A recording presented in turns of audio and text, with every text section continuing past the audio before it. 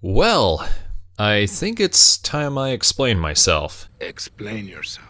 For some time, viewers have caught on to the idea that Shin Kamen Rider is a movie that, for lack of a better term, I don't particularly enjoy. However, there are parts of the movie I can appreciate, and there are aspects I do genuinely like. I even gave the movie 3.5 stars on Letterboxd. That said, while I may not like the film, I don't necessarily think it's a bad movie? ? To me, it's a film where its heart is in the right place, but comes off as self-indulgent in a way where it's hard to perceive a sense of competence. Harsh, yes, but that's why I'm here today. Also, Lewis, please don't feel bad. I'll always be grateful for that Kamen Rider sketch. Anyway, go give this guy a follow. He does really great stuff. Originally, I was going to turn this into a longer video, but if my Shin Ultraman essay is anything to go by, Toei would absolutely destroy my channel.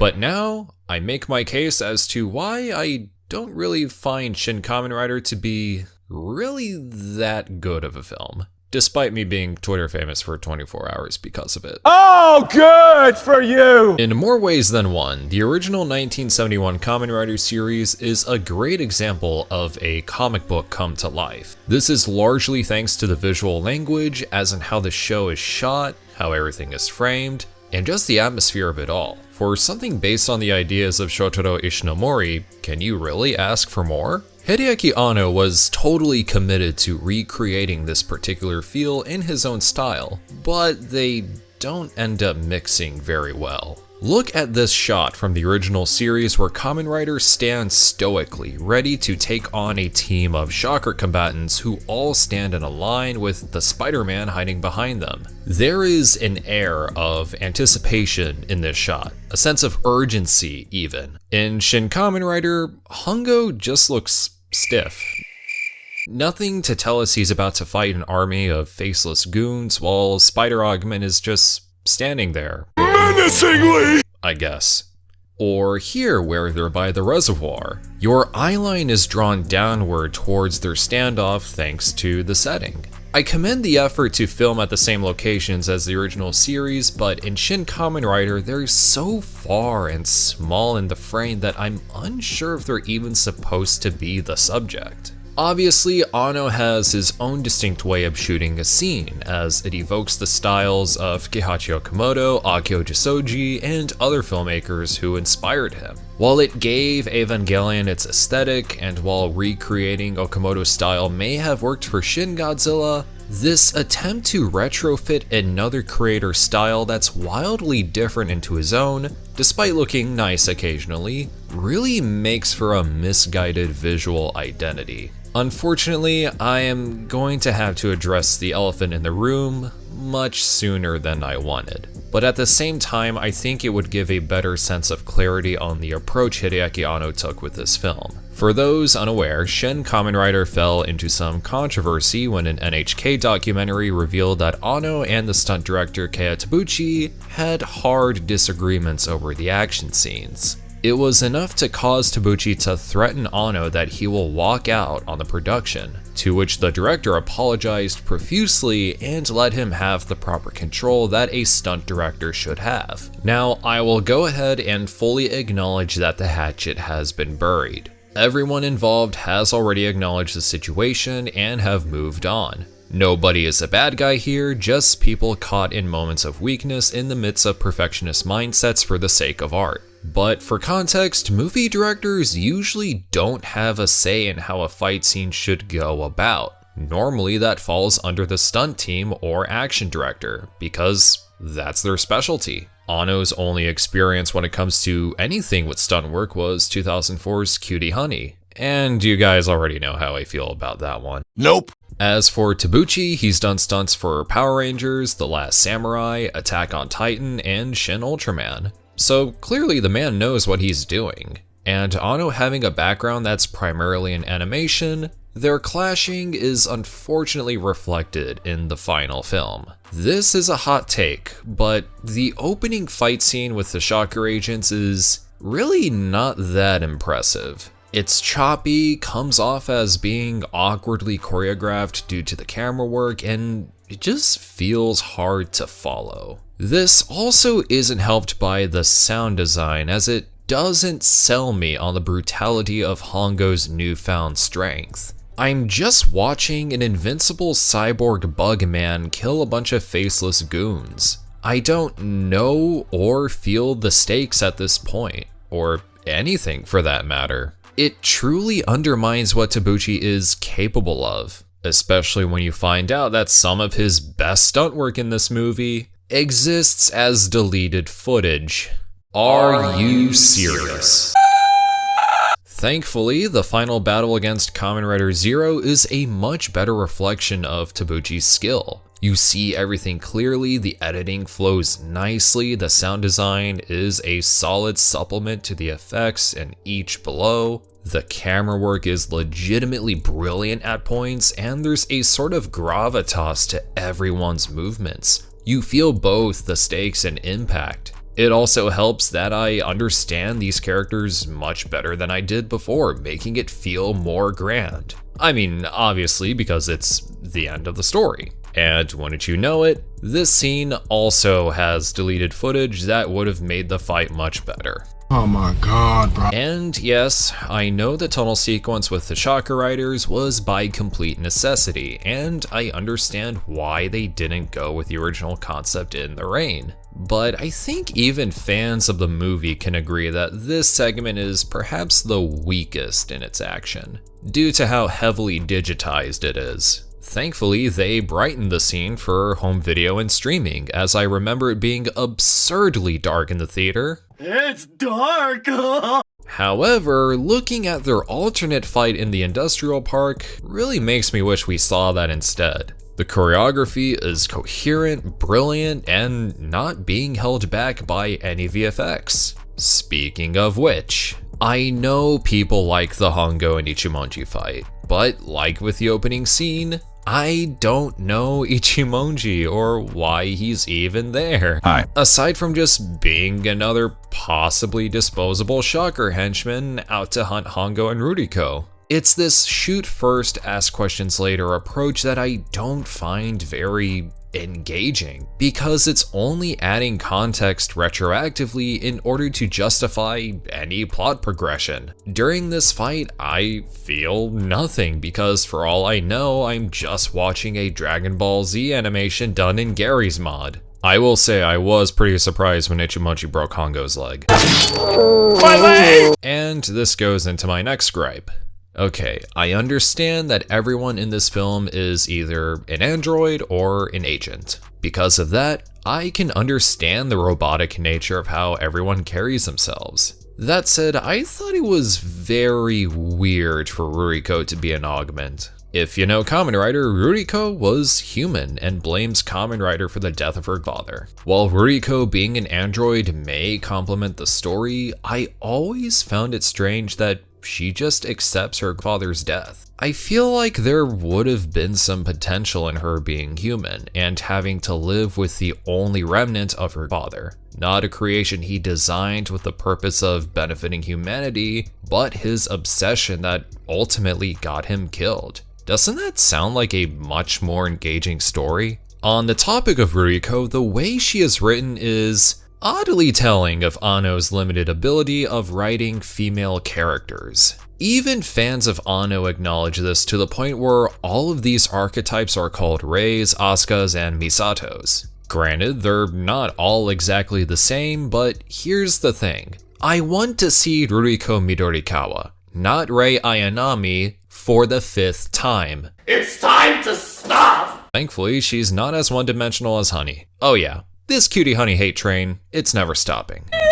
On the flip side, it is very common for creators to have the main character be a personal insert. It's an effective way to help viewers see and perceive the events that unfold through their creative minds. James O'Barr did it, Hajime Isayama did it, my own peers do it, even I do it. Order link in the description. That said, I think Hongo is a pretty good character, but I want to know more about him. I really don't like how the film starts with him post-transformation. There's nothing to really sell me on the confusion and tragedy of this forced augmentation that he's went through, or who he is as a person.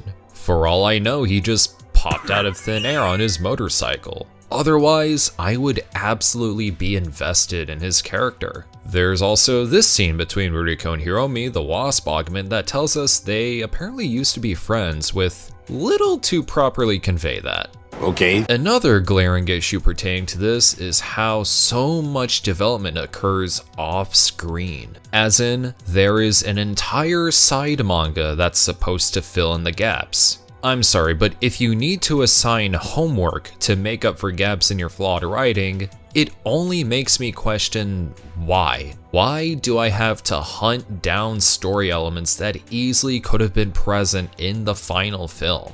It's one thing if it's nothing more than simple supplementary material, but this story demands that I take this extra step as a means to further understand it. And another thing, this manga is still ongoing as of this video since December 2022. So if you really liked the Scorpion augment's whole 2 minutes of screen time, she's a main character in that. In fact, she and Ichiro were very close to one another. In the movie, they don't even share a single scene together, let alone a shot. And did you know the reason Spider Augment hates humanity is because his boyfriend committed suicide after their classmates exposed their relationship? Bet you want to figure that one out. Also, why is K here? No, seriously, he doesn't do anything this entire movie. He's only here because Ano really wanted to let you know that he likes Robot Detective K. Have you heard of Robot Detective K? This is Robot Detective K, guys. Do you like Robot Detective K? I like Robot Detective K. You should go watch Robot Detective K. I've never seen Robot Detective K. Gripes about Shocker Side aside, you wanna know something else? Something that's just damning? Something that definitely upset me a little when it came to my attention? There's deleted footage of character development.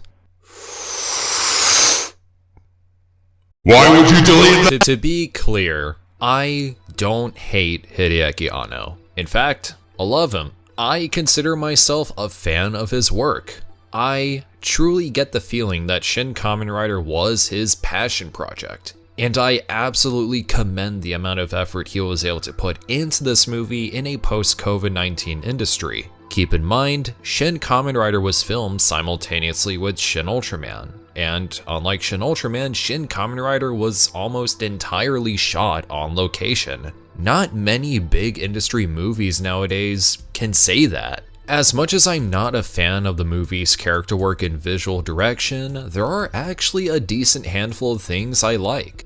I would be lying if I said that everyone's acting wasn't on point. Each cast member really embodied their characters to the point where there is absolutely no denying that they are them. The scene where Hongo listens to Ruriko's final message is genuinely moving thanks to Sosuke Ikamatsu's portrayal, and the humanity Minami Hamabe brings to it. Tasuku Emoto really stands out, and as much as I wish the character of Hayato Ichimonji was handled better, his performance is enough to justify it for me. And if it weren't for this film, I wouldn't have even known or cared who Mirai Moriyama was. Okay, that's a bit of a strong statement, but you get what I mean. The soundtrack and remixes of the original motifs are memorable. After all, what more do you expect from the composer of Gurren Lagann and JoJo's Part 2? And on top of it, while the style of Shotaro Ishinomori doesn't lend itself well to Anno's, his spirit is still present. The visual identity may not exactly look or feel like Ishinomori, but underneath, Shin Kamen Rider is Ishinomori. It's a film that asks what it means to not only be human, but alive. It's also a story about the newfound strength that comes from companionship. It's about overcoming personal trauma and tragedy. Shin Kamen Rider is human. Even with all of that said, I can't exactly bring myself to love this movie. And it's a shame because I love Shin Godzilla. I love Shin Ultraman. I want to love this movie, but I can't. I suppose you could say for every redeeming quality, there's another that holds the movie back for me. The superb acting from non-interesting characters, wonderful ideas shining through a messy narrative, fight scenes that hit and fight scenes that miss. Some brilliant cinematography rooted in mistranslation. Also the hour-and-a-half worth of deleted footage. What the fuck?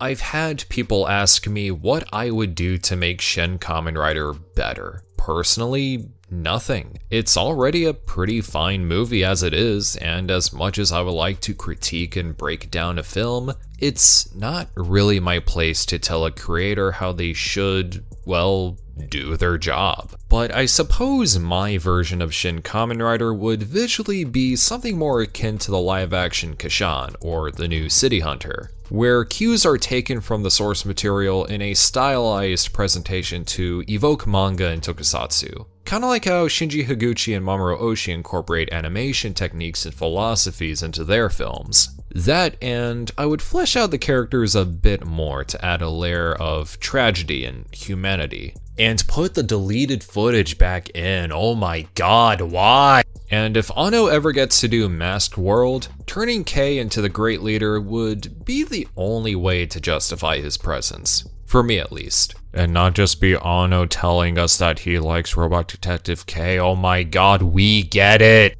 Oh, and maybe combine the Bat and Wasp augments. The entire Bat augment sequence doesn't really add anything. If you made it this far into the video, I imagine you like motorcycle riding superheroes, or stories about struggling with and embracing humanity. Well, a book titled Titanious Book 1, Rise of the Titans has exactly that, weaved into a narrative where a demigod goes to war against an army of monsters led by Ares, the god of war. So if you like tokusatsu, shonen, mecha, or Greek mythology, go ahead and order a copy through the link in the description. Book 2 is currently in the works, so look forward to that as well. But here's my question. What do you think of Shin Kamen Rider? Do you agree or disagree with my assessment? Comment below, and I want to give a shout out to my channel members and supporters on Patreon. If you like what you see and want to get early access to videos and exclusive content, click the link in the description. Other than that, feel free to like, share, comment, subscribe, all that good stuff, and I'll see y'all next time. Take it easy, everyone.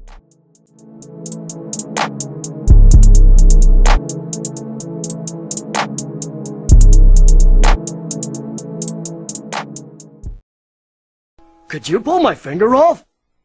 No.